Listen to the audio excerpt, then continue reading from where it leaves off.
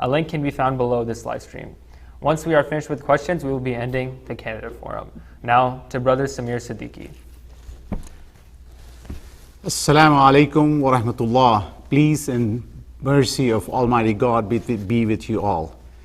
On behalf of the religious scholarship, our management, and the community of the East Plano Islamic Center, it is my honor and privilege to welcome you all the candidates. So thank you so much. I know you're all busy, but thank you so much for taking the time and joining us today for the candidate forum. I also want to take this opportunity to thank the volunteers of the outreach committee of the East Plano Islamic Center. These volunteers have worked really hard, and as you know, this is the first time we are doing this virtually, and so these volunteers, they have worked really hard. Thank you, Zen, for taking the time to spend countless hours, and other team members who have taken the time to do this work. It is really important that our community understands what each candidate stands for, what they stand for, what they support, etc., and ask them questions and get their questions answered. So it is an honor, and once again, it is an honor and privilege to welcome you all. Thank you so much for joining us today. Thank you again. Back to you, Zen. All right, so I'm just going to quickly say who the candidates are, and we have the privilege of all these people joining us. So we have Lulu Seikli from the third. She's the Democratic nominee from the 3rd Congressional District of Texas. We have Christie Mowry from the 32nd Congressional District. We have Jeff Leach, State Representative Jeff Leach, the incumbent Republican from the 67th House District. We have Lorenzo Sanchez, the Democratic nominee for the House District 67. We have State Representative Matt Shaheen, the incumbent Republican from House District 66. We have Sharon Hirsch, the Democratic nominee for House District 66. We have Sean Jones, also from House District 66. And then we have Mr. Sugar Rayash from the 89th State House District. So without further ado, I'm going to give each candidate 2 minutes to introduce themselves. So we'll start with Lulu Seikli. So please, Lulu. Assalamu alaikum. Well, thank you guys so much for inviting us here today to speak with you. My name is Lulu Seikli. I am your proud Democratic nominee for United States Congress in Texas's 3rd Congressional District. My parents fled civil war in Lebanon in 1984 to come to the United States to achieve their American dream, and they absolutely did. My dad is a physician here in North Texas. My mom is a retired nurse, and they had their American dream realized, to build a better life than the one that they left behind in their home country of Lebanon. But life changed a lot for me after September 11th, 2001, because that was the first time I experienced racism. And let me tell you, that was not a great feeling, being treated as an other in the only country I've ever known. Now, back in 2017, when this administration implemented the Muslim ban, I'm a lawyer by trade, not an immigration attorney. I am a labor and employment attorney representing small businesses. But I was one of the attorneys that went to the airport to try and help people come into this country after this administration Muslim ban. I brought my laptops that I have in JD, speak a little Arabic, let me help. And that honestly was a big reason why I stepped up to run for office, because I truly believe the American dream is at risk with this administration. And I believe that having someone that looks like the community that you represent is important, because representation is important. If elected, I would be the first Arab American congresswoman ever elected from the state of Texas. And I'm very excited to be able to fight for small businesses here, to fight to preserve the American dream, and to fight to make sure that our healthcare is protected and affordable and accessible. So thank you so much. Looking forward to your questions. Next, we have Christie Mowry. If you have 2 minutes to introduce yourself. Hi, yes, thank you. My name is Christie Mowry. I am the Libertarian candidate for Congressional District 32. I am a teacher. I have been in the education field for 30 years. I've raised 3 children, and I've traveled the world, and I believe in very limited government. I believe the right to live your life as you see fit without overbearing government mandates and laws. That's all I've got. And pardon me, I can't be on the video. I'm actually driving back from Austin right now. All right. Well, thank you. Next, we have State Representative Jeff Leach. So please, Mr. Leach, you have 2 minutes to introduce yourself. Sure, Zane. Thank you. Good afternoon to everybody. For those of you who are joining us live, and for those of you who might join us and watch this later, I hope this finds you doing well. And it's such a great honor to be with you and to talk about this election, talk about what we stand for, our vision and our values. For those of us who've been in office fighting for you, like me, for 4 terms now, our record and what we hope to do going forward. If there's one message that I want you to know more than anything, it's that you're the boss, not me. As your state representative and your advocate at the state capitol in Austin, I work for you. There's too many politicians today on both sides of the aisle, Republicans and Democrats, who think they know it all, who think they've got it all together, who don't spend time with and don't listen to their constituents, don't make themselves available to their constituents. And I have, even before I was elected, prided myself, my staff, our office on making sure that we're connected to you, to our community.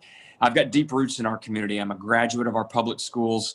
My wife and I are now raising our kids in our public schools here. My wife's on the PTA board. We got 3 kids, and we're dealing with some of the same issues that many of you are. And the struggles of every single Texan when we're looking at the healthcare, economy, taxes, education. These are struggles, things that keep just like me and my wife up at night, just like they may keep you up at night. And so my website is jeffleach.com. You can go there. My personal cell phone number is there. The personal cell phone that's right here. You can call me anytime. Zane, my good buddy who's moderating today, has called me many times. We've shared many cups of coffee together over the years, exchanging ideas, deliberating together, and I hope to do the same with you. Very confident that we're going to win, that I'm going to continue to serve you in your Texas House, and look forward to partnering with you to keep Texas strong and to make it stronger, not just for us, but for our kids and grandkids and future generations of Texans to come. So thank you for having us today. I look forward to our discussion. All right. Thank you, Mr. Leach. And next we have Mr. Lorenzo Sanchez, and you'll have 2 minutes for your introduction. Thank you so much. I really appreciate all the organizers who put this together, giving us an opportunity to make sure we can reach as many people as possible to share our message about our campaign. My name is Lorenzo Sanchez. I am running for Texas Representative of House District 67. That's in Collin County. So it includes Richardson, Plano, Allen, a little bit of Dallas, and a little bit of Garland. I'm running to serve as representative for the community that helped raise me, because I love this community. I love my neighbors. I love my teachers. And I want to make sure that we have a representative who will be fighting every day in Austin to find real solutions to the problems that are facing our families within our neighborhoods.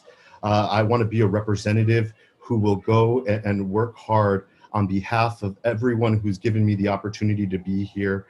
I am a first-generation Mexican-American. My parents came to this country as young children themselves, and particularly we moved to Collin County because of the wonderful education system. And now I want to make sure that that system of education continues to be great for generations to come. I want to make sure that we focus on things like healthcare, make sure that we have a COVID recovery that doesn't leave anybody behind. And I want to make sure that we are keeping our community safe. I want to thank everyone again for taking the time. If you would like to volunteer or donate, please do so at lorenzofortexas.com. And we can really focus on making sure we elect leaders who are going to be fighting on behalf of our communities. Thank you so much. Next we have State Representative Matt Shaheen. So please, Mr. Shaheen, you have 2 minutes to introduce yourself. Well, thank you, and good afternoon. It's great to be with you. Sorry, I'm in my car traveling. I've pulled over there, so I'm safe. But it's great to be with you. And you know, I'm a proud grandson of immigrants. My grandmom actually came to the United States back in 1930. She was 15 years old from Lebanon, and she came here for a much better life. And that's really what the American dream is that we have immigrants constantly coming to the United States, and then especially here in Texas. Texas is growing. We have a robust economy. We're leading the COVID recovery, the economic recovery. We have about 1,000 people that are moving to our state every day. And it's my job, I believe, is to preserve the opportunities and the great growth that's in the state of Texas. And right now that's at risk. We have individuals that want to implement socialism into our country, and that's been a terrible failure. So many millions and millions of people have died and suffered under socialist rule. And it's really important that we respect our law enforcement. I know that's very important to across our communities, that we respect our law enforcement and make sure that they're fully funded. Apparently, there's individuals that want to defund the police or cut their budgets, and that places our communities, our families at risk. I believe in the sanctity of life. I believe everybody is a creation from God and it's precious to the Lord. And I'm going to protect the sanctity of life. And I believe our children should be raised in stable families. I believe a marriage is defined by God as one man and one woman. And that's the best for a child to grow up in that type of environment. The statistics show us that if a child doesn't have one mom and one dad, they suffer. They have their better chances of living in poverty, criminal justice, those types of things. So I believe in liberating you and having you as free as possible with low taxes, low regulations, so you can live the life that you want to live. Thank you for having me, and I look forward to your questions. All right, thank you. Next, we have Ms. Sharon Hirsch. So please, Ms. Hirsch, you have 2 minutes to introduce yourself. Thank you so much for putting this event on. It's good to see everyone. I wish we were seeing you all in person. My name is Sharon Hirsch. I'm running to represent House District 66, which is West Plano and Far North Dallas. I'm a longtime community volunteer. I'm a former Plano ISD office manager, and my family's lived here in House District 66 for 24 years. My husband Jim and I have been married for 46 years. We have 4 wonderful children, all going through our Plano public schools, and we have 2 beautiful granddaughters who are in the schools right now. I was motivated to run for this seat in the last cycle because I was really concerned about issues that impact our children and our families, in particular public education. Jim and I have spent decades working in our public schools. He was a 40-year career educator, and I spent that similar amount of time as a volunteer and as employee. And our own representatives were not supporting our public schools. They were promoting privatization, turning the schools over to profiteers, and another voice needed to be heard, and that's why I stood up to run for office. Under the current leadership, one-party rule, our children are suffering. We rank about 42nd in child health and well-being. We have the highest number of uninsured individuals in the country, and that includes children. And our state government has done very little to improve the outcomes of our kids. So it's one thing to say that you're all about family and children, and it's another thing to do something about it.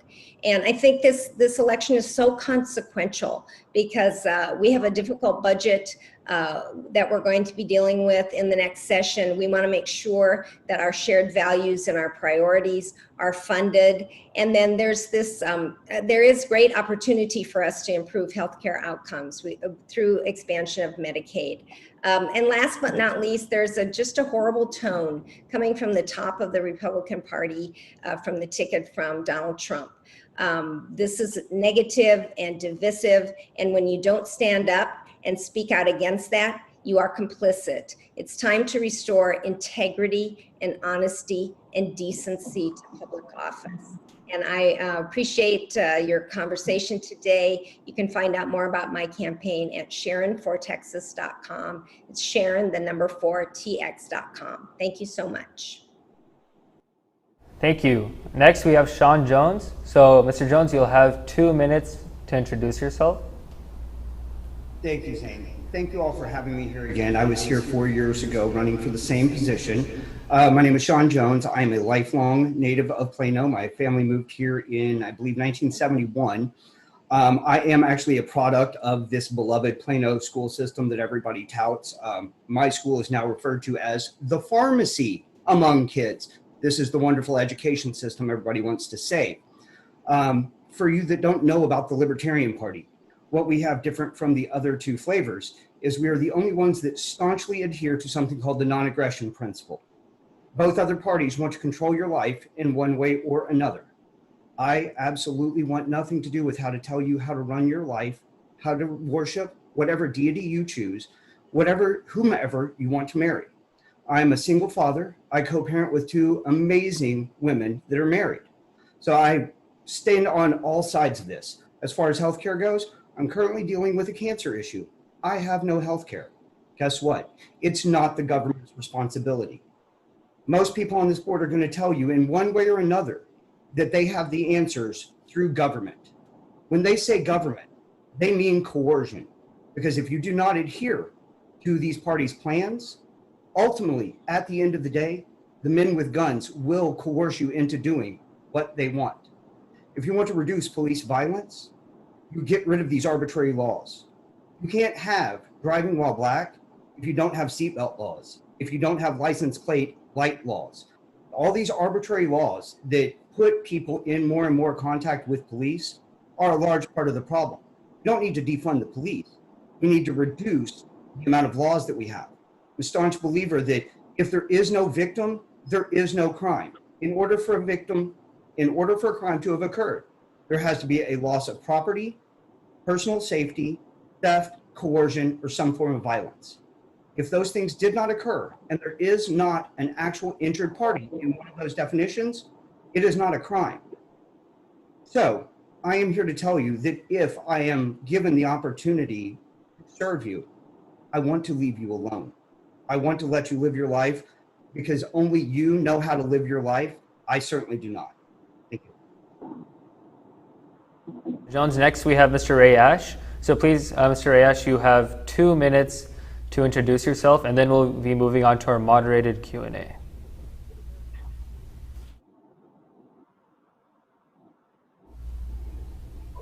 All right, can you hear me now? Okay. I'm Sugar Ray Ash. I'm running for House District 89. And I ran for this office because if you look at the makeup of the Texas legislature, especially the House, which I'm running for, there's 150 House members. And not many of them look like me or you. And assalamu alaikum, by the way, I forgot to say that. But not many of the House members look like me or look like you.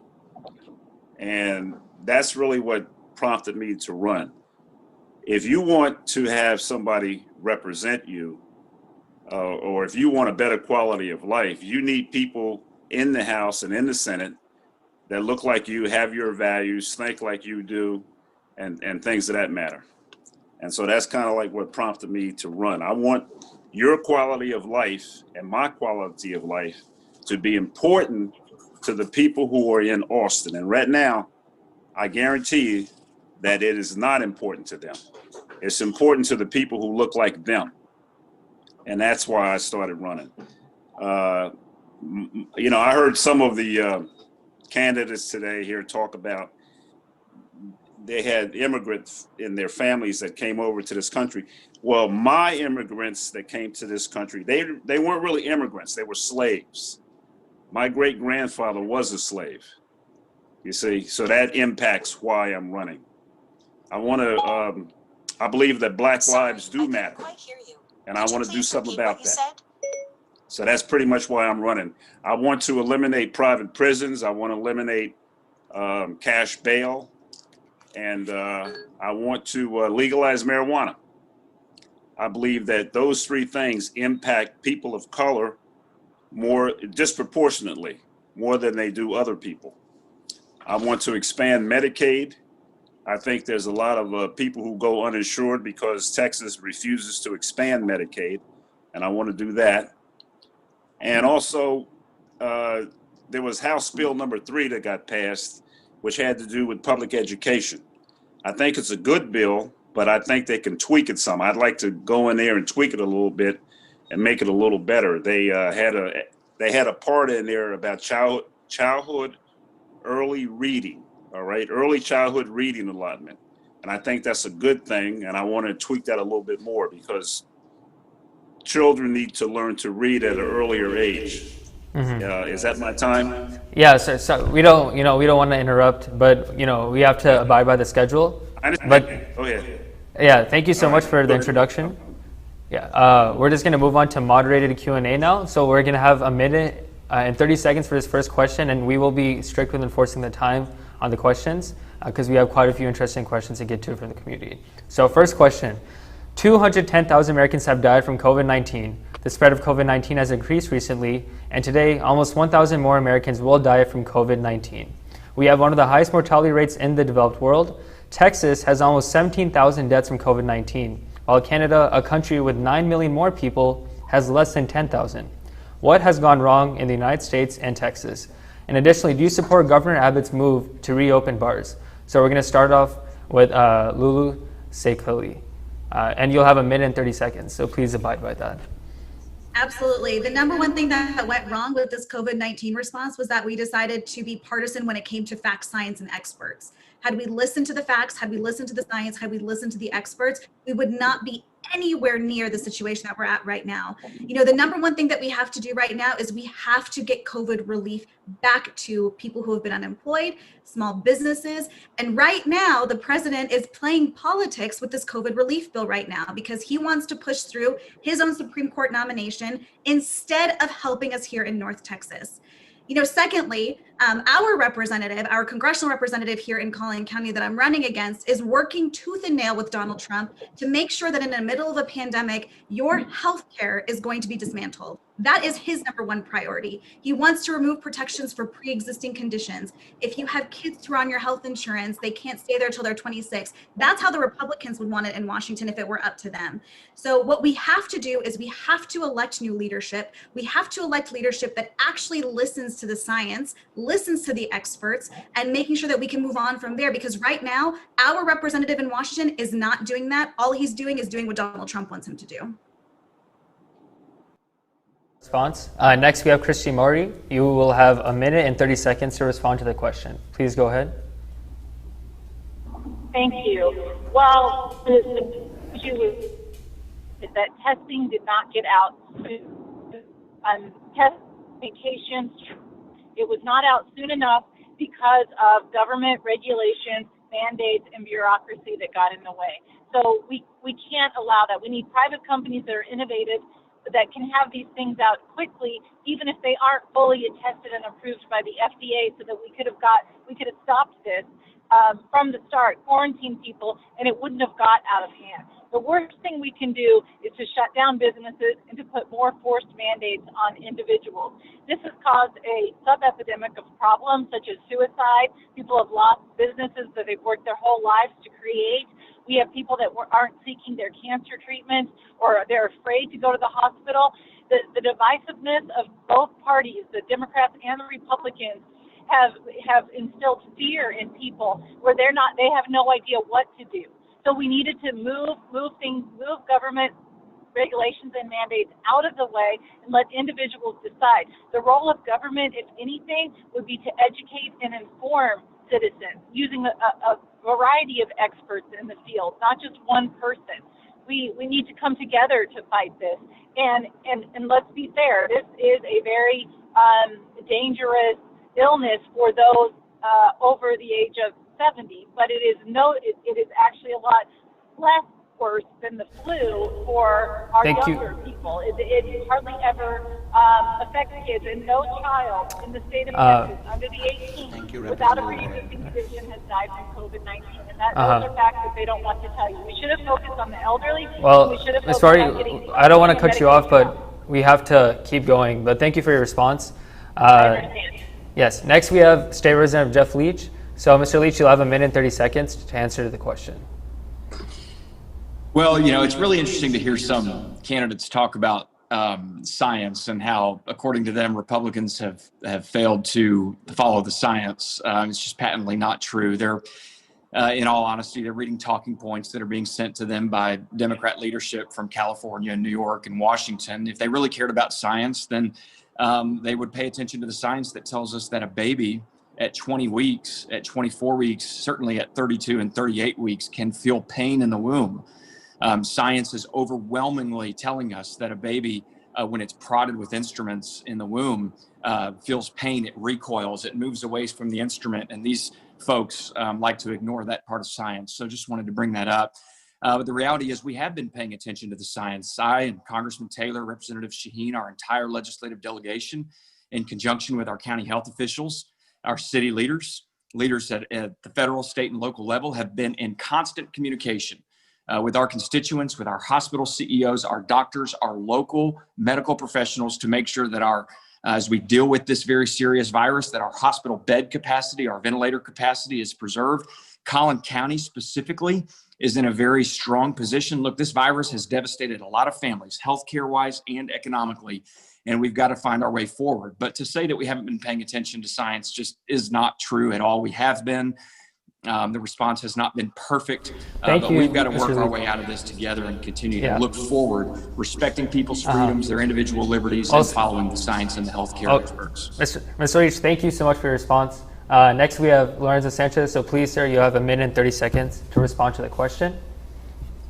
Yeah, definitely. Thank you so much for the question. I think the biggest thing that we've seen is a real lack of leadership coming down from our federal government all the way down to our governor and our counties. Even I've heard a few representatives on here tried to deflect the question and started talking about the reproductive rights of women instead of fully explaining, their positions on COVID. This is something that's really important. People are suffering here. I just recently had my birthday yesterday. I was the privileged to have Dr. Cont from Well Health in Frisco talking to me about what's going on in our community right now with testing. We're still lacking tests, and they've seen an extreme uptick these last 2 weeks in COVID cases that they've tested positive. So we know we're going to have to see some spikes going to be showing up here in our numbers. And we just want to make sure that we're electing representatives that are going to go and give people the opportunities to make the best decisions for their families. When we're having different messages coming out from our elected officials, it makes it extremely hard for families to then go and plan what's best for their own families. And I want to make sure that that's what we have a focus on. I don't believe that opening our businesses right now is something that we should be doing. I think we should hold off on making sure that we're reducing these number of cases and know that we have COVID under control before we start trying to put more people at risk of getting this virus. Thank you so much. For your response. Next, we have State Representative Matt Shaheen. Mr. Shaheen, you'll have 1 minute and 30 seconds to respond to the question. So please go ahead.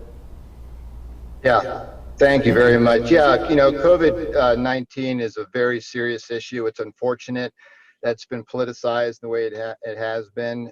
We need to be united in our response to COVID. This is a very serious virus, and we really shouldn't be undermining our efforts. We have plenty of testing, quite frankly. I am in constant contact with the governor, his staff, the Texas Department of Emergency Management. We're on calls constantly. We have plenty of testing. So I don't want the misconception to be out there that we don't have enough testing in Collin County. We actually do. And it's important we don't politicize that. We speak to our constituents with integrity. We jumped on this immediately. Actually, one of the first test sites in Texas actually was in Collin County, and we have several dozen. So we're really well positioned. What a lot of the focus was to make sure that we had enough hospital capacity. If you look at other states like New York and California, their hospital systems actually were overrun. You didn't see that in Texas. There were a few spots where we were coming close to our capacity, so we mobilized the National Guard and other strike forces to make sure that we had capacity so that we didn't have to turn anybody away from COVID, and that didn't happen.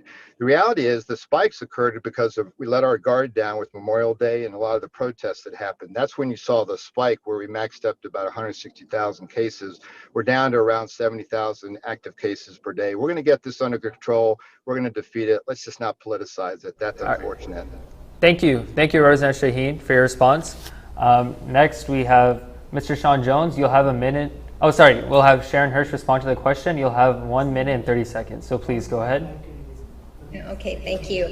This was a botched response from the very beginning. We know from the Trump interview with Bob Woodward that the president knew about the situation in January and chose to withhold that information from the American public. Any response to a crisis, a company, an organization, you depend on clear and trustworthy communication. We didn't have that from the very beginning. Talk about politicizing it. I think that's where it started. This is a serious, deadly disease that has taken the lives of over 210,000 Americans. It's a public health crisis. When you have a public health crisis, you rely on all people to help bring this under control. There was not testing for everyone. There was not care for everyone. All of that was shrouded in so much confusion. In fact, in Collin County, there was not a rapid response. In fact, the elected officials all stood on stage and said, you know, all businesses are essential, so we're going to keep all businesses open. They didn't listen to science. The simple act of wearing a mask became political. That people were out on the street protesting about that. I'm not sure what the representative's response is in Michigan when folks stormed the Capitol building and were going to do harm to the governor. But this was a botched response from the very beginning. We need people who believe in science and medicine and who will protect the public from any more needless death. All right. Well, thank you for your response, Ms. Hirsch. Next, we have Mr. Sean Jones. You'll have 1 minute and 30 seconds to respond to the question, so please go ahead. Thank you. Currently, my ex-wife and my son are sitting in quarantine right now from exposure. I had this earlier this year and was sicker than a dog for about 17 days straight. So while I do fully acknowledge the potency of it at times, let's be real. Everybody who's talking about science right now is talking about their confirmation bias in science. I'm going to assume that all these people that are talking about science also agree that the World Health Organization is a legitimate scientific community. Well, the World Health Organization also labels fluoride as a neurotoxin. So I'm hoping that these candidates are going to help sign my petition to get fluoride out of the water since they're such avid science believers. Also in the United States, if you're unaware, vaccine manufacturers are fully protected from any damage that they do. So if any of these want to pretend that vaccines are going to be the answer, be mindful that if the vaccine does harm you, and this is a rush to market vaccine they are talking about, so what could go wrong with rush to market products? You have no recourse. The government has protected these manufacturers. So do I believe that COVID is real? Absolutely. When it comes to the numbers, if you remove comorbidity issues, the numbers go down about 90%. The number one leading issue is obesity. Let's be real. This country has a toxic food system, toxic water system, and toxic air system. Well, thank you for your response. Next, Mr. Ayash, you can respond to the question. You'll have 1 minute and 30 seconds, so please go ahead.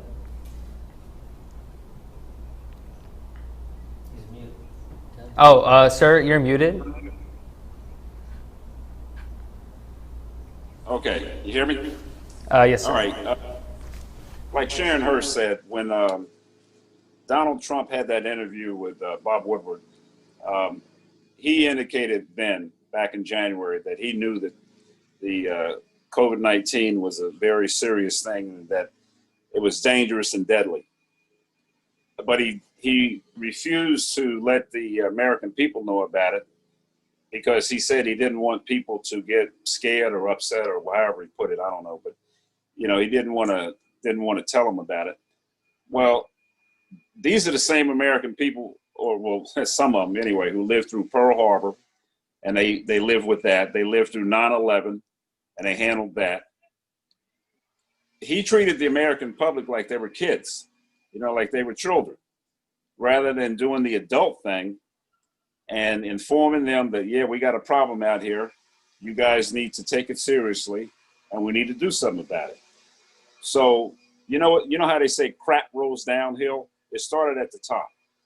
It started at the top, and then it trickled on down, all right? And Donald Trump started it. Now in Texas, you got Governor Abbott. He wants to reopen the bars. Well, he wants to reopen the bars at the same time that the schools, the colleges, the college kids are going back to school. Now, who hangs out in the bars more than the college kids? You see? There's no leadership. That's the problem. There's no leadership. And then Donald Trump says that wearing a mask is a political statement. Well, thank you so much for your response, Mr. Ash. Next, I just wanted to direct a question to Representative Shaheen because I know you have to leave at 4:45, and then Mr. Leach. Alan West, the chairman of the Texas GOP, has made a number of questionable and Islamophobic comments. He has said Islam is not a religion and has also posted a meme that discussed the extermination of Muslims. He also said the black community was stronger during segregation. What is your response to his comments, and is he worthy of being the leader of your party in the state? So, Mr. Shaheen, I'll give you a chance to respond. You'll have 1 minute, 30 seconds to respond to this question. Yeah, I don't agree to those comments. I've never heard those from Mr. West. I will tell you that the Republican Party is the home for everybody that believes in low taxes, low regulation, and freedom, the prosperous economy in Texas that we have. You know, we had a great legislative session with respect to education. We invested an additional $13 billion into education last session. The Republican Party did that. The $2 billion of that was for teacher pay raises. And so we had a great session with respect to education. Healthcare is a priority for ours. We're introducing legislation that's going to actually get insurance companies out of the way so that the CEOs don't make their hundreds of millions of dollars of bonuses and bottom line profits. We're actually going to get the insurance companies out of the way to provide increased access to healthcare to reduce costs. I've heard a lot of things about Medicaid expansion. The federal government only paid about 60% of that Medicaid cost. It will cost the Texas government billions of dollars a year. So what I'd like to hear is how much are we going to cut education and how much are we going to increase people's taxes if we're going to expand Medicaid? The Republican Party is an open party. I had lunch and dinner actually with some Muslim friends of mine yesterday that are big supporters of mine. And, you know, there's too much divisiveness going on in our politics. And I'm proud to announce that I actually have several Democrats that are endorsing me in this run, actually some that ran for office in 2018. So the Republican Party is an open party. I'm a Middle Eastern American, so I'm a testimony to that. And so I appreciate this opportunity. I apologize I have to drop, but thank you so much for having me as part of your program. Yeah, thank you so much, Mr. Shaheen. And then so, Mr. Leach, I'm going to give you 1.5 minutes to respond. Yeah, thank you. I'm going to give you, Mr. Leach, 1.5 minutes to respond to Mr. West's comments. Well, I'm not going to need that much time. Let me be unequivocal and very clear. I repudiate and reject and have always held this position that any form of bigotry, discrimination, hatred should be outright rejected by every single American, certainly Americans of faith. And my faith teaches me to love everybody, to, with open arms, accept everybody, to work with everybody, to get to know my neighbors, my constituents, no matter what you look like, who you love, what you believe. And so I absolutely, like Representative Shaheen, I haven't seen those remarks from Chairman West, but if it is in fact true, I will specifically and individually call him and tell him how disgusting I find those remarks to be, how disrespectful I find those remarks to be, and how, frankly, un-American I find those remarks to be. I don't know how I can be any more clear. I have many, many friends and colleagues, people that we do life with, Becky and I and our kids, who believe differently than we do, including many, many Muslims. You have my commitment here and now, as I've always done from even before I was elected. I'm going to fight for you. I'm going to fight for your religious liberties, to practice your faith, to worship, to assemble, to raise your family. And that's the American way. And as for me and my staff and my house and my office, we're going to continue to fight for you. And I reject any form of hatred, bigotry, or discrimination. Mm-hmm. Well, thank you so much for your response, Representative Leach. Next question. The United States has a mass shooting problem. Houses of worship have often been targets of attack. What steps can be taken so the Muslim community knows our mosques are safe, especially when many other developed countries have been able to avoid these constant tragedies? So again, Lulu, Seikli, we're going to let you respond first, and you'll have 1 minute for this question. Absolutely. Well, thank you so much. This is a really, really important question. We know that mass shootings are a public health issue. We know Donald Trump and his administration has removed funding to study the effects of gun violence in this country. I have been very honored to have the support of the Moms Demand Action Group here in Collin County. I am listed as one of their gun sense candidates. And my opponent in this race is funded by the NRA. He gets an A- rating from the NRA, and the only F I've ever received in my entire life was from the NRA. I'm a Texan, but I don't own a gun, but I do believe in the Second Amendment right to carry, but I don't believe that right extends to weapons of warfare. We have to close the loop on private gun sales. We have to pass universal background checks. These are things that even Republicans agree with, but we still have done nothing to move that needle forward. We have to pass red flag laws. We have to take steps, and we have to elect leaders who are going to make this a priority, because our leaders now have not made this a priority because they're answering to a different organization, not to the people here of Collin County. Mm-hmm. Well, thank you for your response. Next, Christie Mowry, you'll have a minute to respond to the question, so please go ahead. Is she still on the call? Okay, I don't think. We'll just move on to the next person. Mr. Leach, I'm going to give you a minute to respond to the question, so you can go ahead, please. Yeah, Zane, thank you for the question. And Zane, the times you and I have spent together at Starbucks and Allen, I think it's been 3 or 4 occasions we discuss this issue every single time, and I've enjoyed our conversations. If you remember last year, the tragic shooting in El Paso, the shooter that went and shot and killed over 20 people in El Paso, our fellow Texans, was from my district, just a few streets over from where I live in Allen. And I've been to El Paso. I've visited with some of those families. I've visited with the families and the loved ones of folks who've lost their loved ones, friends, neighbors to gun violence, whether it's being shot and killed in a church or in a movie theater or in a school, in any sort of gun-free zone. And I take this issue very seriously. And I'm a proud, unapologetic supporter of the Second Amendment, the right to keep and bear arms to protect ourselves and our families. And we'll never apologize for that. I don't believe the Constitution is a guidebook or a suggestion book. It's the rule book. And we have the right to keep and bear arms. That's a God-given right to protect ourselves and our families that I take very seriously. The reality is we have a lot of, Miss Seikli may not know this, she's running for Congress, but she doesn't know this, that we have hundreds and hundreds of federal and state laws that right now are on the books that are not being enforced. The first step is to empower our district attorneys and our law enforcement officials to actually enforce the laws that are on the books.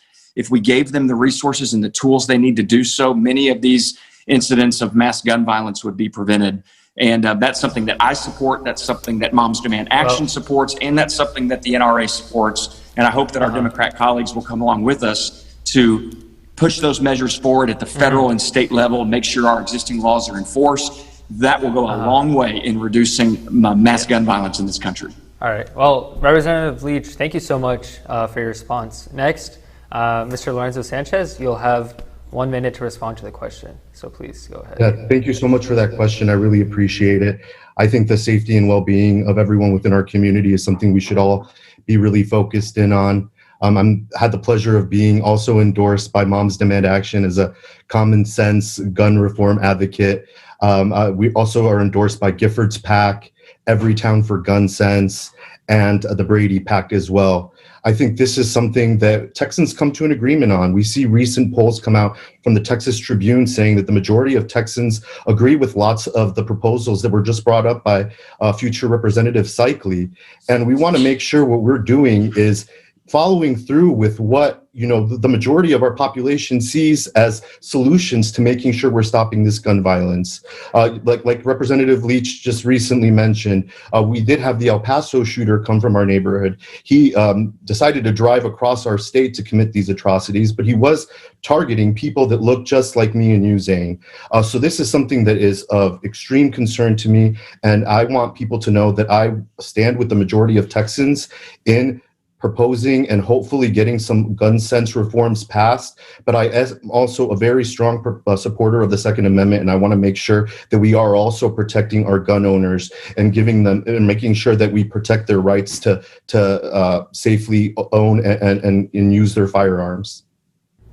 Well, thank you so much for your response. Next, Ms. Sharon Hirsch will give you a minute to respond to this question. So please go ahead. Thank you. This is such a critical public health issue, and we need to address it. We haven't seen that happen from either Congress or our state representatives. I'm also endorsed by Moms Demand, or have the distinction from Moms Demand Action, the Brady organization, and Everytown for Gun Sense, because they recognize people who are willing to stand up and do something to protect, in particular, our children's lives. Remarkably, after the last legislative session, the legislature actually loosened 8 gun regulations in Texas. So in between El Paso and Midland, Odessa, they actually loosened it. Their conservative champion, Antonin Scalia, on the Supreme Court, yes, acknowledged the Second Amendment, but also acknowledged that that did not mean that there could be some restrictions put on owning a weapon. There is great agreement amongst Texans on the background check, closing loopholes, and there's agreement on red flag laws. The majority of gun deaths are suicides. The ability to remove a gun under court, after a court order, for a temporary period of time to protect the lives of your loved ones is a good thing.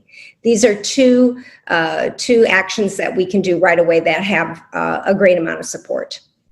Well, thank you so much for your response, Ms. Hirsch. Next, Mr. Sean Jones will give you a minute to respond to the question. So please go ahead.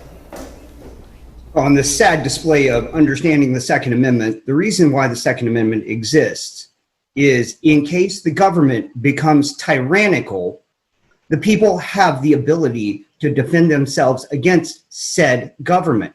So the idea that you shouldn't be able to own a weapon of war, which I'm not actually sure what that is, the premise of that is absurd. And in fact, my AR-15 and my Glock 19 shoot at exactly the same rate. So my pistol and what is called my automatic rifle actually serve the exact same function. And in fact, my pistol has a larger bullet capacity for girth. That being said, school shootings are not the mass shootings we need to be worried about. Shootings in urban America that are going unrecorded, that's the tragedy. Do you know how many young men are gunned down in the streets in the urban communities across America every year? And it's not talked about. It's not labeled as a mass shooting because it doesn't sell advertising and it doesn't sell fear and it doesn't sell party branding. This is the real atrocity. We need work with mental health. What is making kids unhappy? What is making young men kill each other in the streets? That's the issue. It's not gun access because you can get them back door anytime. And I've always had to wait 3 days. Despite having a spotless record, I've always waited 3 days to pass a background check. And I don't have a single thing on my record. Well, Mr. Jones, thank you for your response. And then, Mr. Ash, we're going to give you a minute to respond to this question as well. So please, sir, go ahead. Okay. All right.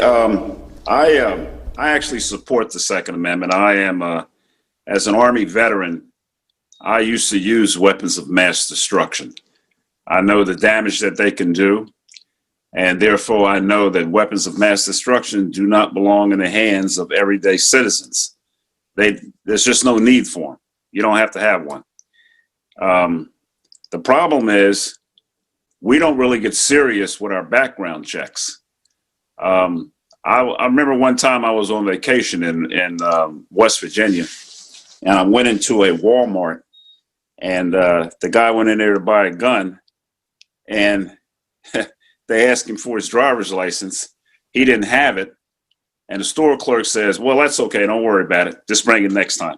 You see, we're not serious about background checks. We got to get serious about it. And the background check should be commensurate to the type of weapon that you want to buy. If you want to buy a pistol or a shotgun, okay, maybe a driver's license is okay for that. But if you want to buy an AR-15, I think you ought to get really serious about that background check and take a couple of days and make the guy, check his background, check his criminal hit, check everything, and then make him wait to come back and get it. The Texas Constitution has regulations in it that says that the Second Amendment can be regulated, but we don't use that. You can't take a gun on the floor of the Texas House. If you go up to the Texas House and try to take a gun on the floor, they'll stop you. Why? Because those guys don't want guns on the floor of the Senate or the Texas House. So if they don't want them on the floor, why should we have them in the schools? You see what I'm saying? It doesn't make sense. All right, but I'm cool. Yeah. Well, Mr. Ash, thank you for your response. And then next question, you'll have a minute to respond to this. Do you believe systemic racism exists? And how should racial disparities in the United States be addressed? So Lulu Seikli, I know you actually have 5, so I'm going to give you the first chance to respond, and you'll have 1 minute. So please go ahead. Well, I mean, I think that I'm very saddened that we are just talking about systemic racism at the level that we are at now because of all of the tragic deaths of George Floyd, Breonna Taylor, and the list goes on. But it does give me hope that by continuing these conversations, we are actually going to affect change. And I talk about this all the time on the campaign trail. We can't change Washington or Austin without changing the kinds of people that we're sending there. And we need to start sending people who understand systemic racism, who are going to fight for it, who aren't just going to talk about it because they're running for re-election and then go to their elected position and do nothing about it. So that's where I stand on this. And I, as an employment attorney, as a labor attorney, I understand the laws that are behind it. And I am going to be an advocate to fight for it once I get to Washington, D.C. for this community and for all communities. Thank you so much. And just want to thank you guys so much for your time. I know I have to hop off, so thank you very much. Thank you so much for joining us. Thank you. Next, Mr. Leach, we'll give you a minute to respond to the question. So please. Yeah, Zane, I absolutely believe that systemic racism exists in this country, and we've got to do everything we can to, in word and in deed, fight against it. I've been very proud in my years in the Texas legislature, 4 terms now, to work across party lines on some really important issues, including issues that have historically divided not only Republicans and Democrats, but white and black and brown Americans and Texans that look differently and believe differently, specifically criminal justice reform. You'd be hard pressed to find another Republican in Texas who has worked harder in many instances against my own party, with the other side, with people who don't look like me, don't believe like me, to advance smart criminal justice reform, to make sure that we're jailing people, not just that we're mad at, but people that we're scared of, including death penalty reform. In fact, right now, we are running an ad all over the district with my good friend, Chris Scott. Chris Scott was a black Texan that was wrongfully convicted of a capital murder. He spent 13 years in prison for a crime he didn't commit, was later exonerated, and he and I met. I'm thankful to the Lord that we were able to meet, and we've partnered together fighting for criminal justice reform. He's a black Texan. He's a strong Democrat, and he's supporting Republican Jeff Leach proudly in this election. I'm very proud to have his support, and that's just one instance of many where I've been proud to step forward, partner with people who maybe not normally partner with, to make sure that we attack the systemic problems in our culture, including systemic racism, specifically in our criminal justice system. Yeah. I'm very proud of that. Well, thank you, Mr. Leach. Next, Lorenzo Sanchez, please, you have a minute to respond to the question. Yeah, thank you so much. I really do appreciate the question. I do believe it exists. We see it playing out every day on our news and in our communities, and something that I think that we need to address by continuing to have these conversations with our community to make sure that we're finding solutions that actually work to try to stop some of this. I think it's so important that we also, acknowledge the fact that a lot of this is coming from the top. When we see our president refusing to, condemn white supremacy and things like that, we see there's a trickle-down effect.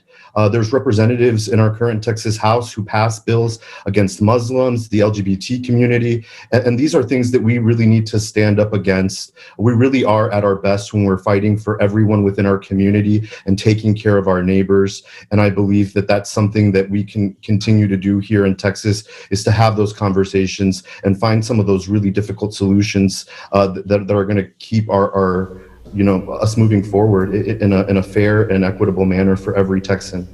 Okay. Well, thank you for your response. Next, Ms. Sharon Hirsch, you will have a minute to respond to the question. So please go ahead. Yeah, thank you. We could spend an awful lot of time talking about this, actually. We need to have a national conversation on racism and systemic racism and unravel all the ways that and the impediments that we've put in housing and education and healthcare and criminal justice that have enforced that racism in our system. Locally, I think we need to have a broad coalition of our community members working together with our police departments and our city officials, because these are your tax dollars to make sure that we have community services that meet the needs of the people that live here, the people that are paying for it. And then, last, we all have to kind of look into our own hearts and examine where our biases are, implicit and explicit biases. And, there's no rule, there's no law that can dictate that, but there's a reason for some of this, and as Lorenzo said, it comes from leadership. You have to have leaders who will not foment this kind of hate. You should go out to all of these folks' social media accounts and see the kind of things that they put out there. I'm not going to lead by a Twitter account or a Facebook account. These are conversations we need to have in person. And quite frankly, a lot of these folks, don't come to too much, until it's election time. So we have a lot of work to do. Well, thank you for your response, Ms. Hirsch. Next, Mr. Sean Jones, you'll have a minute to respond to the question. So please, you may respond. Thank you. We do have some systemic problems. Many of them are socioeconomic. I would challenge that if you get into lower economic white communities, you do see a lot of the same systemic violence. When you get into organizations like Fathers for Equal Rights and family courts, there is a war going on where the welfare state has weaponized themselves against men. As far as systemic racism from the top goes, one of the candidates wrote one of the most racist pieces of legislation in the last 30 years, the Three Strikes You're Out law, who is Mr. Biden, and his henchwoman, Mrs. Harris, used that to incarcerate thousands and thousands of people, and in multiple cases, she held back evidence that would have gotten those people off. So, and this is not condoning Mr. Trump in any way, shape, form, or fashion. I'm saying two feathers or two wings of the same bird. So what I think needs to be addressed, it doesn't start with one person. It starts with a mindset. And quite honestly, there is no one-stop shop answer for this. Again, if you want to reduce police violence, you need to reduce the scope of what police do and how we view what a crime is and what an officer's role in the community in the name of safety actually is, because that has been greatly distorted over the last 60 years, including the DOD incentivizing police departments to hire former war veterans. Well, Mr. Jones, thank you for your response. Next, Mr. Rayash, you'll have a minute to respond to the question, so please go ahead, sir. Okay, yeah, thank you for the question. And the question was, does racism exist? And that's, yes, it does, absolutely. I was a prosecutor up in New Jersey for 5 to 7 years, and as prosecutor, I had to deal with white police officers every day, and I saw who they were arresting and bringing to court. Most of the time, it was people of color, all right? People of color. And, you know, I got to know those cops on a daily basis. I know they were racist. I guarantee you they were racist. So that's my experience there. Also, I grew up in the 50s, the 60s, and the 70s. That's 3 decades. That's when I was growing up. 50s, 60s, 70s. Well, in the last 3 years, I have seen more racism in this country than I saw in those 30 years that I was growing up, 3 decades. And that's all because the man at the top, that fool that we got in the White House, Donald Trump, he condones it. He makes it okay to hate. He has made it all right to hate in the open. And so that's what's going on today. All right. So the answer is yes, there is systemic racism in this country. And if I get elected, I intend to do something about it, as I have when I was prosecuting. Well, Mr. Hirsch, thank you so much for your response. Next question we'll be moving on to. What do you think of Governor Abbott's move to limit counties to 1 ballot drop-off location per county? Do you support online voter registration and other ways to make it easier to register to vote? And so for this, we'll reverse the order, and Mr. Rayash, we'll let you respond first. You'll have 1 minute to respond to the question, so please go ahead. You want me? Yes, you go ahead. Oh. You'll answer first, sir. Well, he's suppressing the vote. That's the short answer. Greg Abbott is suppressing the vote. He knows what he's doing.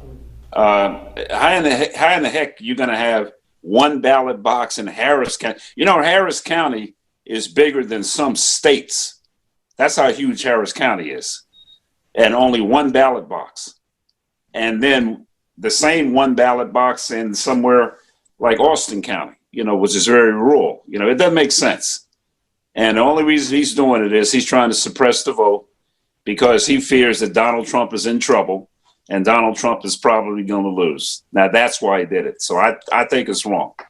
Simple as that. Mr. Sean Jones, you'll be the next to respond. You'll have 1 minute. So please go ahead, sir. I don't care for much of what Mr. Abbott does. I have very big concerns when it comes to this election and voter integrity across the board, and I'm not sure that I have a silver bullet answer for this. I will say that both parties in the state of Texas have complicitly started voter suppression against the Libertarian Party, in which we have had to defend ourselves, sue, and go through appeals courts in order for us to, one, maintain our ballot access and keep our candidates on the ballot, and to keep straight ticket voting off the ballot, because we are one of only 7 states left that even let you use the cheat code of a one-punch button. I do agree with Mr. Ash. Harris County is ginormous. And so logistically, if we are going to do ballot boxes, yes, you do have to give people a little bit easier path to that. That being said, I trust mail-in balloting in the United States like I trust gas station sushi. This country is not doing very much right, and so I have no faith that the integrity of this process is going to be upheld, because quite honestly, the integrity of most of the process in the United States right now is not being upheld, and I see this as being no different. Okay. Thank you. Well, thank you, Mr. Jones. Next, Ms. Sharon Hirsch, we'll let you respond to the question. You'll have 1 minute, so please, ma'am, go ahead. Yeah, this is voter suppression, and Texas has a long history of voter suppression, which was why they were under pre-clearance under the Voting Rights Act.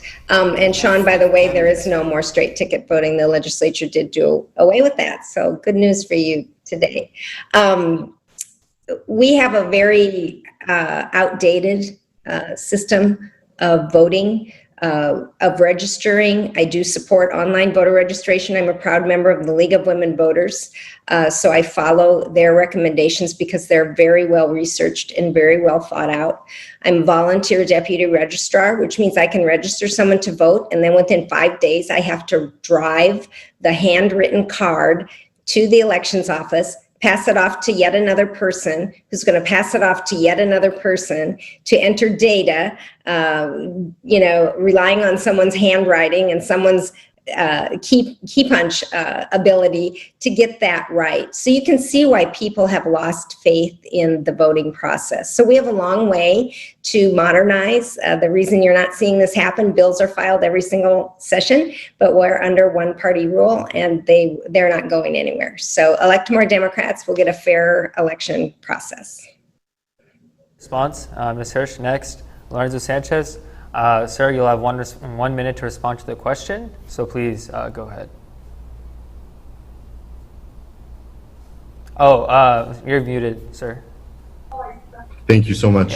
I definitely feel that it's a form of voter suppression. And like a few of the people have mentioned here, Sean and Sharon and Ray Ash, you know, it's really unfortunate that we're making it difficult for people to cast their ballots and to make their voices be heard, regardless of what political party you belong to. But what we see is just a continuation from our government in trying to pass laws that make it difficult or almost impossible for voters to get out there and cast their ballots. I am supportive of things like automatic voter registration, and then really looking at the states that have been successful in rolling out their mail-in ballot programs and making sure that that's something that we do here in Texas. I think it's so important for us to get every single individual involved in this process. These elections are so important, and we need to make sure that we are not discriminating against the political party or any sort of individual, and make sure that they always have a fair shot to get out there and make sure that their voices are heard. Sir, you'll respond to the... Oh, yeah. Mr. Leach, you'll have 1 minute. So please go ahead, sir. Yeah, Zane, thank you. We need to continue to fight against any and all efforts to suppress voter turnout. You know, I've been on the front lines in making sure that our elections are, that there's voter integrity, that we root out fraud and abuse. Anyone who says that voter fraud doesn't exist is not paying attention. It does exist. And all of us who believe in a reliable democracy, in the continuation of our amazing form of government here in America, should be very interested in making sure our elections are reliable, that there's voter integrity, that we're rooting out abuse. And look, at the end of the day, people need to know the facts. What you're hearing is a lot of spouted off talking points who've been given to these candidates, like I said, from Chuck Schumer and Nancy Pelosi and Bernie Sanders and the entrance of my opponent. The reality is we're more than happy to expand voter access, including drop-off locations, but many of the major counties in Texas could not verify that it was going to be secure. They couldn't tell us there was going to be adequate election security, including poll watchers, which is very, very important. And so had they done that, this might have gone a lot differently, but it's tied up in the courts right now. And we'll make sure that every Texan who wants to vote, every single Texan who wants to cast their vote in this election is going to be able to cast their vote in this election. And we're going to make sure that we protect that sacred right to vote. But it's important that you know the facts and the truth. All right. Thank you, Mr. Leach. Okay, so this question is directed towards Lorenzo Sanchez, Sharon Hirsch, and Mr. Ayash. As crime has risen in American cities, many Democrats have called for defunding the police. It is also an unpopular idea, according to polls. In an era of increasing crime, is defunding the police the right strategy? If so, why is this the right strategy? So, Mr. Sanchez, we'll let you respond first. You'll have a minute. Yeah, I don't like this talk of defunding the police. I don't think it does anything good I think it's going to make issues worse. I think right now people are really trying to find solutions to some very difficult problems, and that's definitely not the way to do it. I've been so fortunate in my career to work along law enforcement and actually being able to provide licenses for private security officers to carry in their line of duty. And I'm so thankful for having that opportunity to make sure that not only am I able to, was I able to provide people employment, but I was also able to keep our community safe with the use of firearms being involved. I think it's really important that we also try to find some of the solutions that we see are happening within our policing here in our country and our state. And I think, making investments in things that our police officers are being forced to do is a good way to get started. You know, when people are calling police officers to come and handle, homelessness, to come and handle things like, drug addiction and things like that. We want to make sure that we have the resources and we're giving our officers the resources to keep our communities safe and keep everyone safe within them. Okay, thank you so much for your answer, Mr. Sanchez. Ms. Sharon Hirsch, ma'am, you'll have a minute to respond, so please go ahead. Hi, thank you. Yeah, public safety is very important to me and to my family, and I haven't heard, the most I hear about defunding the police is coming from the Republican Party, not Democrats. We're looking for solutions to the problems that really concern, in particular, the Black and brown communities, minority communities, to distill this into a talking point about defunding the police is absolutely dismissing the real issues that the Black and brown communities have when you watched the video of George Floyd or Breonna Taylor asleep in her bed, or Botham Jean eating ice cream, or Tamir Rice playing in a park. These folks were killed by the police, and they have valid issues, and we need to discuss them. When we turn it into this talk about politicizing, political point that people are trying to make, you are dismissing the real pain that these communities feel. I said it before, it's important that communities come together. They are the taxpayer. They are paying for the city services, and they need to come together and say, what does that look like in my community? Is it more mental health? Is it more education?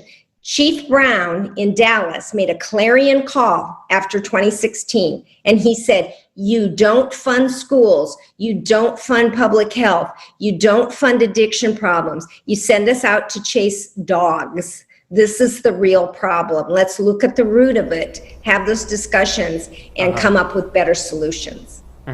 Well, thank you, Ms. Hirsch, for your response. Mr. Ayash, I'll give you a chance to respond. You'll have 1 minute, so please go ahead, sir. Yeah, as a former prosecutor, defund the police is the wrong word. Nobody wants to defund the police. What we want to do is hold police accountable. That's all. Hold them accountable. Cops aren't, they're human. They're human. They're not saints. They're going to make mistakes. And when they make mistakes and do wrong things, we have to hold them accountable. And that's why you see all the demonstrations. That's what the demonstrations are about. We don't hold these cops accountable when they do wrong things. Another thing that we need to do is we need to reallocate some of the money that we spend on the police department and reallocate that money towards mental health, or training the police department in mental health. And community services. When I was coming up, we had cops that used to walk the beat, like they didn't drive around in cars. They walked the neighborhood. They got to know the people in the neighborhood and the people knew them. And therefore you had like a relationship with the police. You know what I'm saying? We had police we had PAL, Police Athletic League, where the cops would coach baseball teams and football teams and, for the kids and stuff like that. We need to get them more involved in the community. That's what we need. Okay. All right. Well, thank you so much for your response. Zane, are we going to get a chance to answer this question? Yes, actually, sir, we heard this is a popular question, so I actually wanted to give a chance to both you, Representative Leach, and Mr. Sean Jones to respond. So, Mr. Leach, please, I'll let you answer this question. You'll have a minute. Well, it's an important issue. It's a vitally important issue. I would say maybe it's the most important issue of this election. And the reality is that my opponent is misleading and deceiving the voters. He's trying to run from his record, his previous statements. I would ask Mr. Sanchez to give the Dallas Morning News permission to release the audio transcript or the written transcript of our interview with the editorial board, where he very clearly supported the decisions of the city of Austin and the city of Dallas to defund the police by several $1 million. My opponent's campaign leader has said F the police, has called the police a terrorist organization. My opponent has agreed that the police need to respond to violent situations with a walkie-talkie and a flashlight and not firearms to protect themselves and to protect our Texans. Look, the Collin County Sheriff and the constables, who my opponent in the paper the other day admitted he's never met, he's never even met them or reached out to them, said Lorenzo Sanchez is, quote, unfit for office, that he would make our streets more dangerous. I support our police. I believe we need to be funding our police and law enforcement with more, not only not defunding them, but giving them more resources to do the job. And we need to be working and collaborating with them to advance smart, sensible, meaningful police reform to prevent what happened to George Floyd and Breonna Taylor in this country. But there's a clear distinction between me and my opponent, and the voters deserve and need to know the truth when they go to the polls. Yeah. Well, Mr. Sanchez, I'll give you a chance to respond, sir. I just want to let Mr. Jones quickly touch on this subject too. So, Mr. Jones, you'll have a minute. Please go ahead. All right, gonna go rogue here because I'm actually a defund the police kind of guy. And that's mostly because I do not think that the majority of what the police department is asked to do are moral laws. For instance, as prosecutor, Mr. Ash, I probably prosecuted numerous drug crimes. I'm taking liberties with that, but anybody who's prosecuted a drug crime, okay, drugs themselves are a victimless crime. Not condoning the use of them, it's a victimless crime. You get high and you harm somebody, it becomes a crime. But the act of using drugs, like the older white couple in Harris County who was gunned down because of a bad informant, and the police got away with it. Yeah, they got their lifetime pension. But what we need to do is, again, talk about the scope of what we're asking police officers to do. And if we reduce that scope, by its very nature, the cost of the police department naturally defunds itself. You need less officers, you need less tactical gear, you need less SWAT teams, you don't need the DEA anymore. You have reduced the budget significantly by just removing a few bad laws. The war on drugs has destroyed millions and millions of lives in this country and outside of this country because we have taken this war outside, including to protecting poppy fields in Afghanistan. So this all wraps up together. Thank you. Okay. Well, thank you, sir, for your response. Mr. Sanchez, I know you wanted to respond, so you'll have just 30 seconds just, to say what you want to say about this issue. So please go ahead, sir. Yeah, and I just want people to go and read the Dallas Morning News endorsement of my competitor. You know, it says on there specifically that it felt to them that I was moving away from what is considered a very liberal stance of defunding our police. And it was because, that they were expecting certain responses from me and maybe they didn't get the ones they wanted. But I did talk to them and let them know that I do not support the defunding of our police in any manner that would forbid them from being able to do their job. And that is exactly what I said. And what we're seeing from my competitor, unfortunately, is continued attacks that are just false. I've never said anything about walkie-talkies and flashlight. That's not true. That's not true. You should tell the truth to the voters. Yeah, of this let's district. tell the truth. It was not me. We have actually gone back. You said I agree with everything you just said. Period. Let's make sure the voters know the truth, Mr. Sanchez. And we will say that we agree. But I do want to go back and talk about my record. Thank you for telling the truth. Thank you. Let's go back and talk about my record a little bit more. I do have experience having licensed security officers to carry firearms because I know the importance. So regardless of what my competitor says, I am for safe communities. It's what you said, not what I said. Fighting for safe communities. Excuse me, Mr. Leach. I am trying to finish my statement.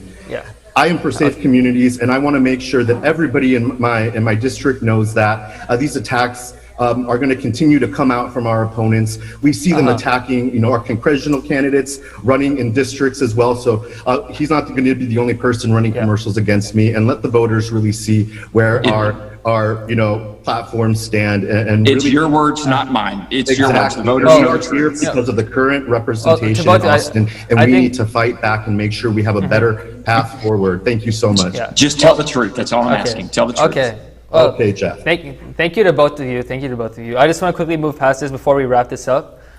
This is for Representative Leach, this specific question, because I know Attorney General Ken Paxton, he's a big player within the Collin County GOP. Are you concerned about the recent allegations in a federal complaint regarding the Attorney General? Is it worrying that this follows his indictment in 2015 for securities fraud, a first-degree felony? Very concerned, which is the reason that I wrote a letter yesterday to the Attorney General expressing those concerns. If there's any truth to the allegations of Attorney General Paxton, he needs to resign. I said that very clearly in my letter yesterday. I've requested on behalf of all legislators. I'm chairman of the Judiciary and Civil Jurisprudence Committee in the Texas House with oversight and jurisdiction over the Office of the Attorney General, so I take it very seriously. And even though Ken has been a friend of mine in the past, my job is to fight for the taxpayers, to fight for the people of Texas, to preserve and to stay faithful to my oath of office. And I've been very clear in my statements on this. And my defense of him in 2015 was very clearly, and Republicans and Democrats agreed on this actually, to protect the taxpayers, to make sure that a rogue prosecution wasn't being funded by taxpayer monies. My opponent wants to raise taxes, wants to raise sales taxes, institute a state income tax, raise your property taxes. I want to protect the property taxes of Collin County residents, which is the reason that I spoke out on that prosecution, which involved Attorney General Paxton several years ago. But with respect to this issue now, I am very concerned about it and have spoken out boldly and unapologetically. And you can go read my letter. It's all over the news today. So my position on that issue is unequivocal and very clear. Well, thank you, sir, for your response. So last question.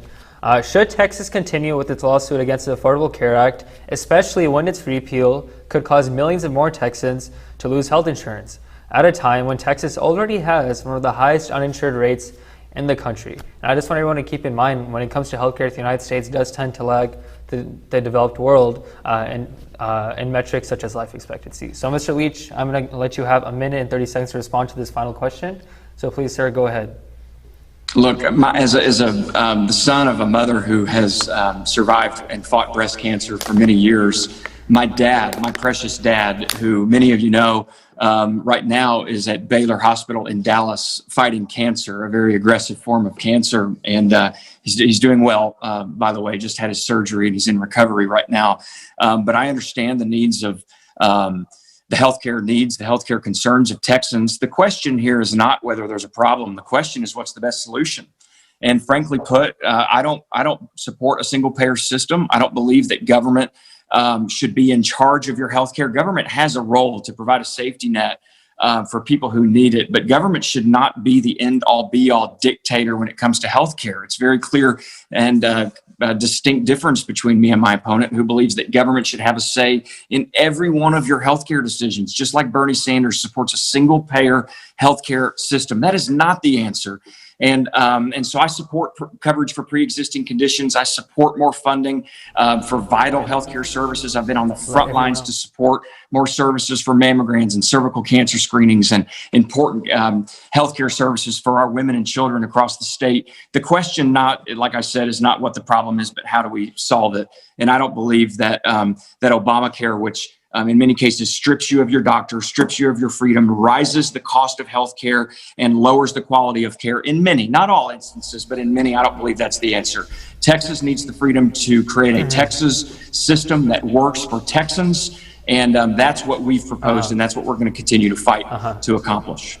All right. Well, thank you, Representative Leach. Mr. Sanchez, I want to give you a minute and 30 seconds to respond to this healthcare-related question. So please, sir, go ahead.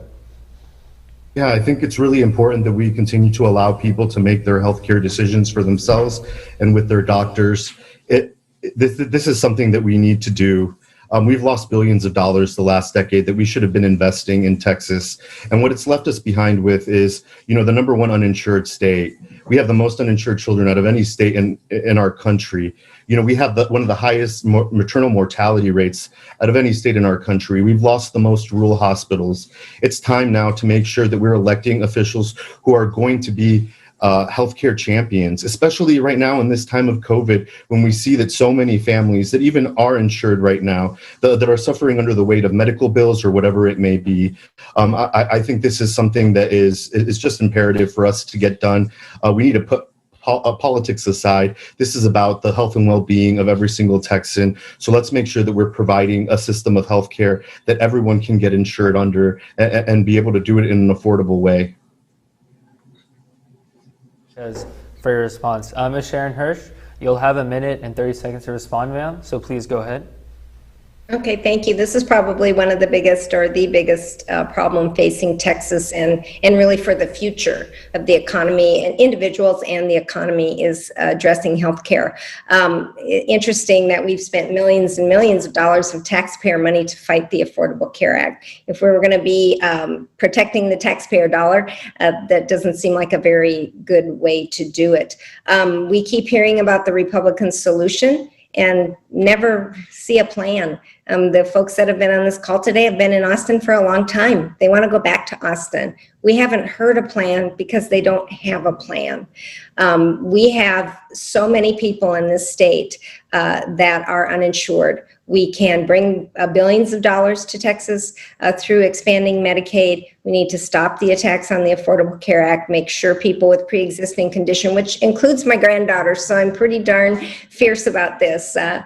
She was born with something and she'll have it her whole life, and I'll fight tooth and nail to protect her. But to the question, should we stop fighting it? Yes, we should stop fighting it and look for solutions that will improve the lives and the outcomes of all Texans. All right, thank you so much, Ms. Hirsch, for your response. Mr. Sean Jones, you'll have a minute and 30 seconds to respond to this important question. So please, sir, go ahead. Take another liberty here and assume that I'm the only uninsured person on this panel. Maybe wrong, but I'm probably not. I want to get, again, back to, all right, good. This problem has been going on for decades. The government has allowed private monopolies in the healthcare system, particularly in the pharmaceutical industry, through patent monopolies. And I'm going to tell you a personal story. A couple of years ago, I had a personal medical issue that was going on, and I had to go see a specialist. and I called the specialist who had been a previous customer of mine. He couldn't take me because I didn't have insurance. And literally, I had the cash on hand to pay for it. He wouldn't take my cash. And I'm not the only one who's had this problem. And this is not the only doctor out there in doctor's office who can't do that. There is a problem when I have the money and I can't go pay for the service because the healthcare system has become so bloated with administration that the only thing they can see is insurance. And even just the other week, my son broke his arm. He has insurance, but it's a $13,000 deductible. So you know what the broken arm cost me? Full retail. I had insurance. It did me no good. There's $6,000 that was spent this year in premiums, but I still had to pay out of pocket for the cast. So the answer again is to deregulate and stop allowing government to create monopolies that are putting a stranglehold on a lot of these things. There are a lot of people out there that are suffering, and the government won't allow them to get help, and it's masquerading in a lot of different ways. Well, thank you, sir. Thank you. And then Mr. Rayash, I'll give you a minute 30, and then we'll give each candidate a minute for their closing response. So, Mr. Rayash, you have a minute 30 seconds to respond to the healthcare question. Well, first of all, the Affordable Care Act does not get rid of private insurance. If you got private insurance, you can keep it. No problem.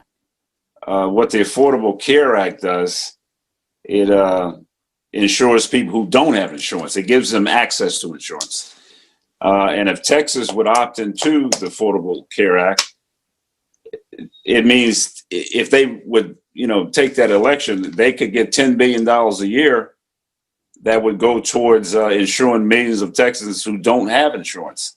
So that's $10 billion per year that the state of Texas is throwing away because they don't want to opt into the Affordable Care Act. And really, the main reason they don't want to do it is because it's got the name Obamacare attached to it. They don't want anything to do with Obama. Now, that's the truth. But anyway, $10 billion a year could go to help people get insured, and then we're just throwing it away. We're just not doing it. Or the powers that be in Texas are not doing it. So I think they ought to opt into it. I think they should expand Medicaid. Mm-hmm. Well, sir, thank you so much. And then, so we want to give each candidate a minute for their closing summation. So, Mr. Jeff Leach, Mr. State Representative, please, we'll let you go first. You'll have a minute. Yeah, thanks for your time tonight, and for those who view this later, hope you'll make plans to go vote. This is really important for us to have this discussion, and certainly appreciate all the other candidates tonight, including my opponent, because it's really vital for folks to know the differences between us, not only in terms of our record for those of us who've been in office, but our vision and our values going forward. And I believe that the choice in our race could not be more clear when it comes to healthcare freedom, what really works, education, reforming and strengthening, and not defunding education, which my opponent wants to do, defunding the police, which my opponent has said proudly he wants to do. I support education, I support public safety, I support strong free market healthcare solutions, and I support a baby at 25 or 30 or 35 weeks having the right to life, and my opponent believes that abortion should be on demand, paid for by you up until 40 weeks. And you need to know the truth. Not only does he believe that, but he wants to shut down pro-life pregnancy resource centers, whether it's run by a mosque or a church or a nonprofit. His positions are radical and extreme. Mine are reasonable and rational, and I look forward to partnering with you. Go to my website for my cell phone. Look forward to earning your support, continuing to represent you in Austin. We're going to keep Texas strong and make it stronger together. Thank you. All right, thank you, Representative Leach, so much for joining us. Mr. Sanchez, please.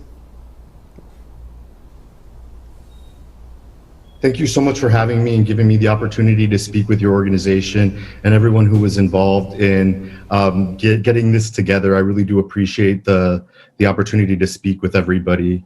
This election is just one of the most important elections of our lifetime.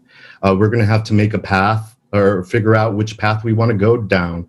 Do we want to go down a path where we continue to try to divide each other in order to score political points? Or are we going to take a path where we're going to start to elect individuals who want to be held accountable to the people who they want to represent? I am really, really strongly in favor of making sure that we are providing access to every single person in our state to quality, affordable health care.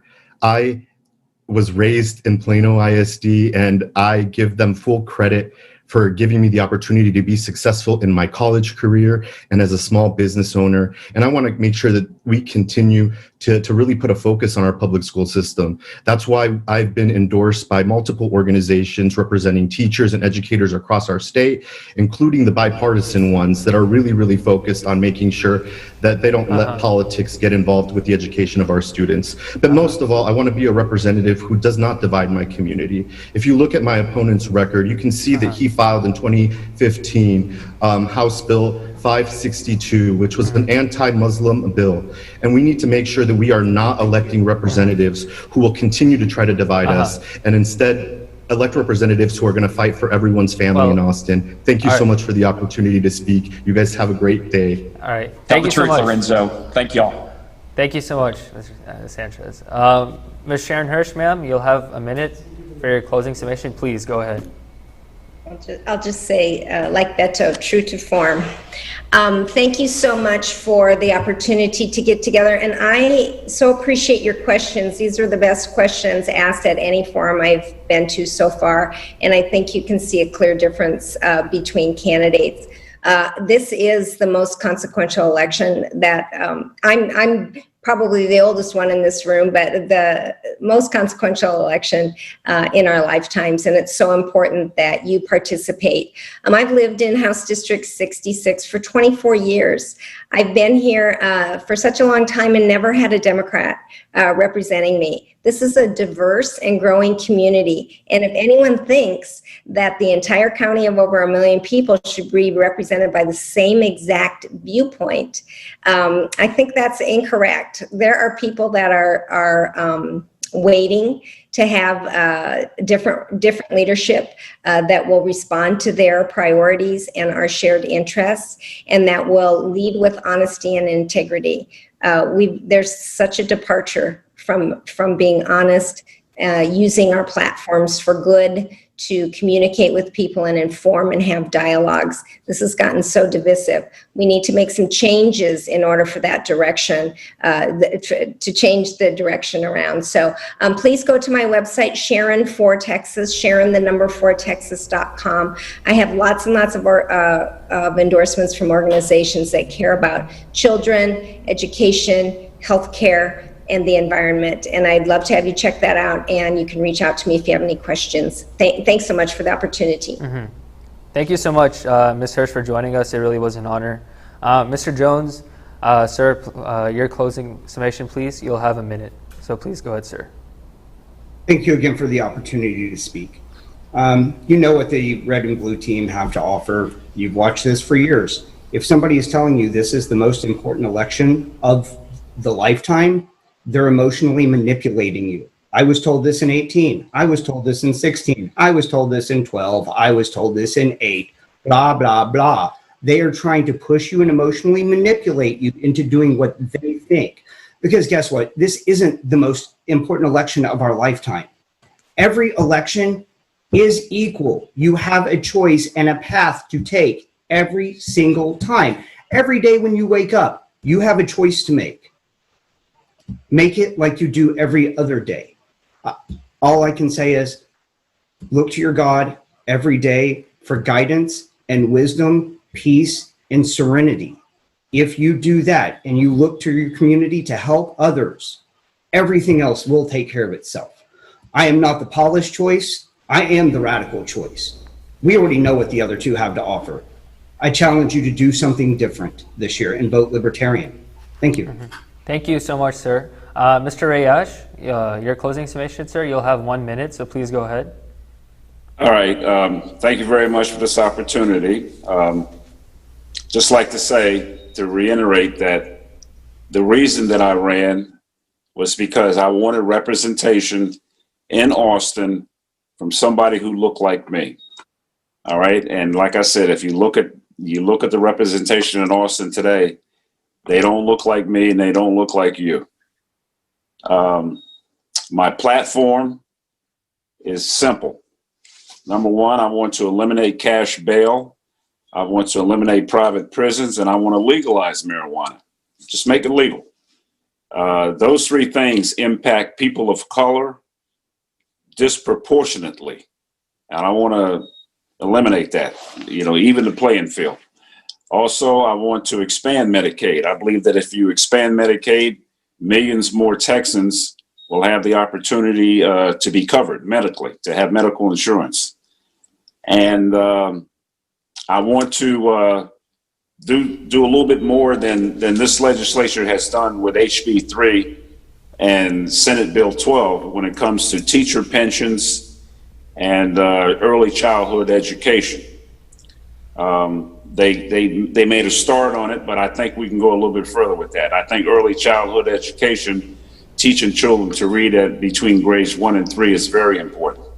And that's very important to my platform. So I want to do that. But when it comes to voting, it's real simple. Think of voting like driving a car. And when you get in your car and you want to go backwards, you select R if you want to go backwards. And if you want to go forward, you select D. So when you go to that voting booth, every time you see the letter D, think about going forward and driving a car. Select D and go forward. Thank you. Well, thank you so much, sir. To all the candidates, thank you so much for joining us. It was a privilege and it was an honor. We had two incumbents with us. We had their challengers and we had some great debate. But ultimately, that's what our democracy is about, right? And it really was great having you all here. And we hope to see you soon. And maybe we'll have one of these again. But thank you so much for joining us. And Mr. Ash, thank you. I know you served in Vietnam, sir, so thank you for your service for our country. And to everyone else, thank you again for joining us. Take care. Okay. All right. Bye-bye. See you, Sharon. Good evening, everyone. Thank you. All right. Bye-bye. Thank you. And to all our viewers at home, thank you for joining us. We hope you'll be voting soon when polls open. Early voting starts in a few days. I believe it starts on the 13th. So we'll see you all at the polls. It is up to us to make our voices heard. And as I said in the promo video for this event, our engagement with the political process does not stop here. It continues. This is a starting point for our community. So thank you again for joining us. Jazakallah khair. Assalamu alaikum.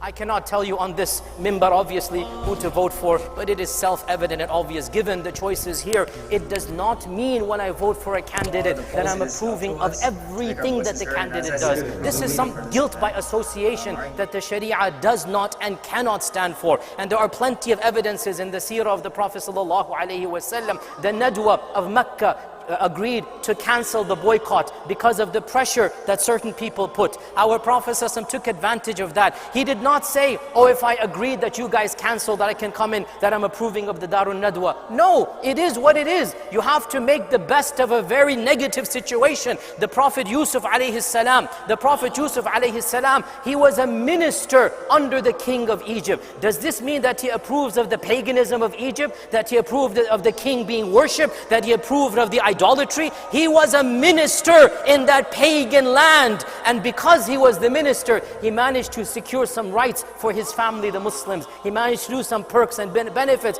It's balancing the lesser of the two evils. These people think that they will keep their hands pure, and they are not pure because they're living in the system, paying taxes in the system, supporting the infrastructure of the system. And then secondly, their inaction at times of stress like this becomes an action. When you see somebody drowning, say, oh, that water might be najis, I'm not going to jump in. You have chosen something trivial, the najasa of the water, and you have given up something more important, which is saving the life of that person who is drowning. This is the metaphor that we have right now. Nobody is saying the system is perfect. Nobody is saying there's no negatives, but the negatives of not voting far outweigh. We are a large bloc in this country, and our numbers are getting larger and larger when we form our alliances. So my point to you is very simple, that choose your candidate, that's up to you, but do not remain neutral at a time of great fitna and strife. Choose the lesser candidate of evil, just like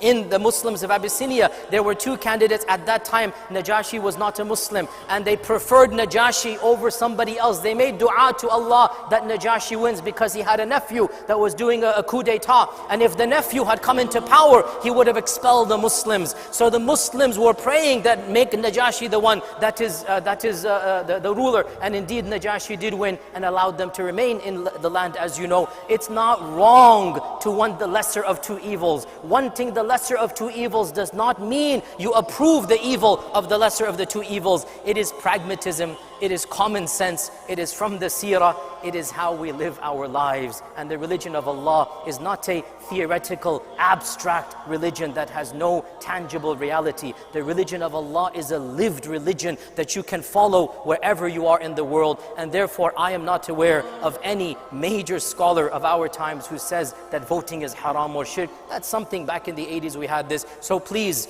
do your job as civic Muslims of this land and do whatever you can so that inshallah we maintain the freedoms to worship Allah in this land.